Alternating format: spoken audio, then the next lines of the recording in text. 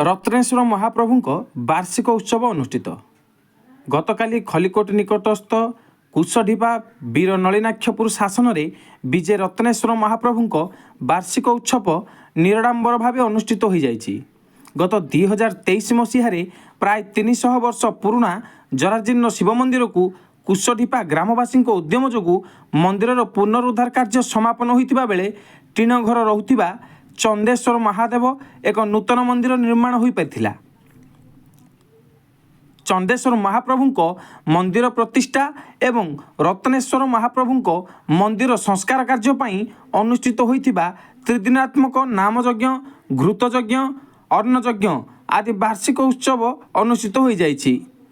एही कार्यक्रम रे आम प्रतिनिधि सकलेश्वर रथ एवं तांको धर्मपत्नी राजलक्ष्मी रथ कर्मकर्ता और कर्ती रूपे कार्य करिथिबा बेले उक्त कार्यक्रम को सुशांत कुमार महापात्र, बिरंची नारायण महापात्र, सुब्रत कुमार मिश्र, संतोष कुमार मिश्र, मनोरंजन महापात्र, शेषदेव महापात्र, मंटू बाउरी बंधु आदि अनेक ग्रामवासी वृंद कार्यक्रम सहयोग करी उक्त कार्यक्रम को साफल्य मंडित करथिले।